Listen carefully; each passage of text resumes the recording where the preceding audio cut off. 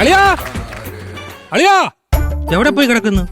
ഒരു വാഴത്തോട്ടമുണ്ട്, കൃഷി ഉണ്ടെന്ന് പറഞ്ഞ അളിയൻ ഒരു ഉത്തരവാദിത്വം ഇല്ല. 24 മണിക്കൂറും കൃഷിയാ. അളിയനൊന്ന് സഹായിക്കാം.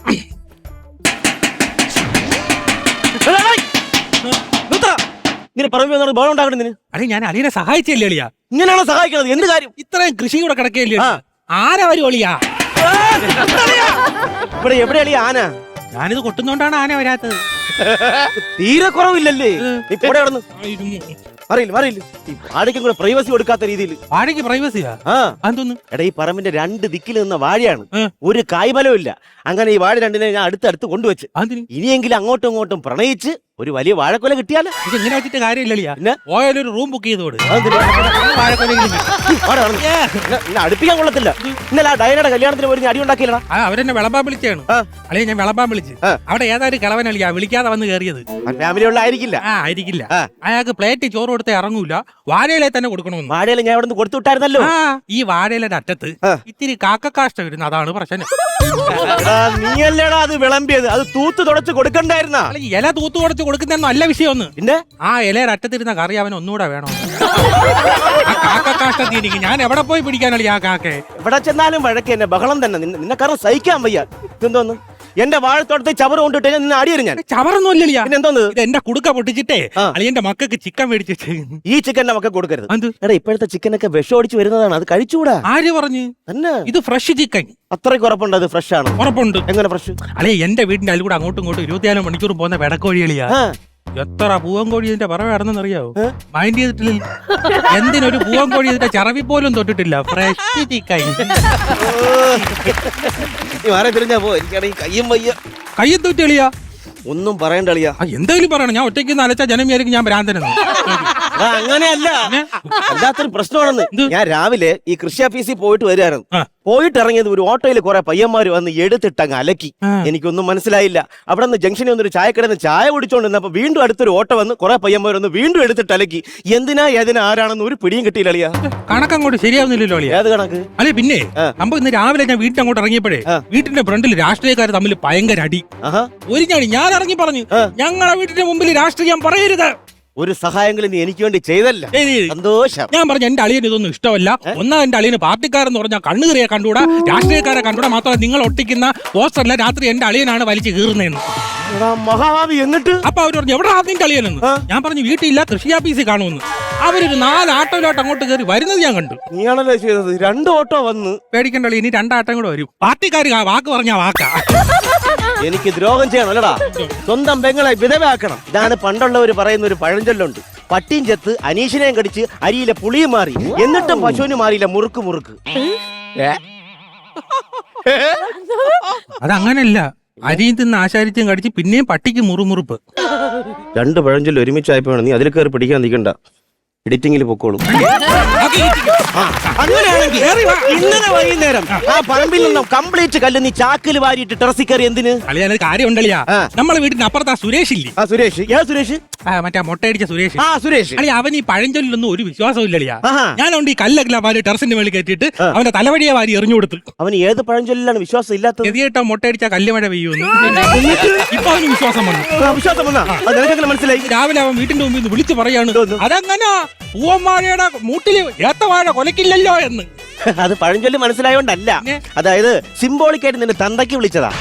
അങ്ങനെയാണ്. എന്നാ അളിയന്റെ വീട്ടിൽ അലക്കൽ ഉടനെ ഊരേണ്ടി വരും. നീ അവന്റെ വീട്ടുകാരനെ സമാധിയാക്കണം. ദൈവമേ, നിന്നെ കാരണം നിവൃത്തിയില്ലാതായി പോലടാ. ഒരു ഉറുമ്പിന് പോലും വീട്ടിന്റെ മുന്നിൽ കൂടെ നടക്കാൻ കഴിയുന്നില്ല. അളിയ ഉറുമ്പിന്റെ കാര്യം പറഞ്ഞപ്പോഴാ അളിയ പിന്നെ അളിയ എനിക്കൊരു കുഞ്ഞു മൊബൈൽ മേടിച്ചു തരും. അളിയ കുഞ്ഞു മൊബൈൽ എന്തിനാ? കുഞ്ഞു മൊബൈൽ എന്തിന്? ഉറുമ്പിന് കൊടുക്കാൻ.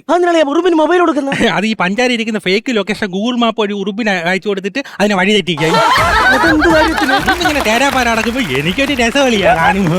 തീരെ വയ്യാതായി പോയല്ലോ അളിയാ. ഇവിടെ മനുഷ്യ ഉറുമ്പ് കടിയാണ് ഉറുമ്പിനെ കൊല്ലാൻ നോക്കുന്നത്, അതിന് മൊബൈൽ വരെ വാങ്ങിച്ചു കൊടുക്കുന്ന. ഉറുമ്പിനെ കൊല്ലാനൊക്കെ എന്തോ ഒരു ഐഡിയ ഉണ്ടെന്ന് അളിയൻ അറിയാമോ? ഒരു ഐഡിയ പറഞ്ഞു. ഞാൻ ഒരു ഐഡിയ പറഞ്ഞുതരാം. അല്ലെങ്കിൽ ഉറുമ്പിനെ കൊല്ലാൻ ബെറ്റർ ഐഡിയ.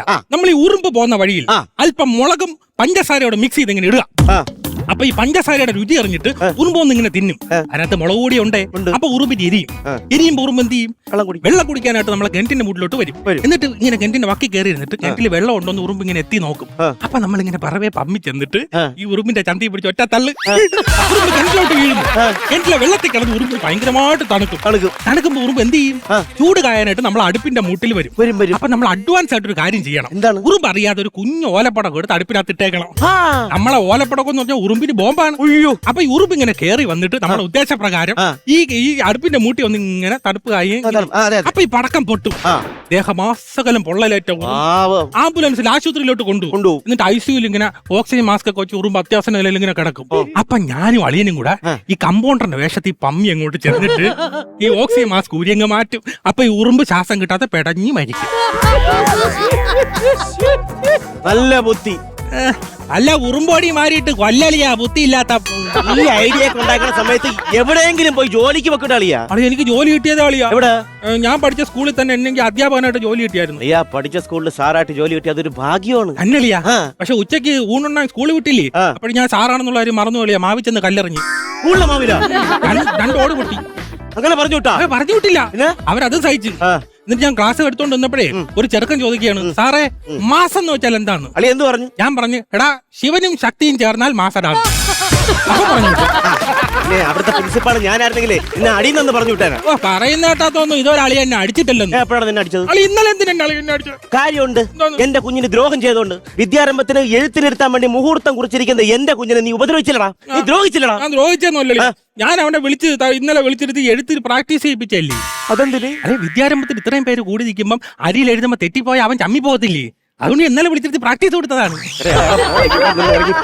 മനുഷ്യനെ കൊല്ലിക്കാൻ. പിന്നെ അളിയാ, ഞാനൊരു സേറ്റ് വലിച്ചോട്ടാ. കരിയിലേക്ക് കൊണ്ട് കത്തും. കുഴപ്പമില്ലല്ലോ, വലിക്കണമെന്നാണ് പറഞ്ഞത്.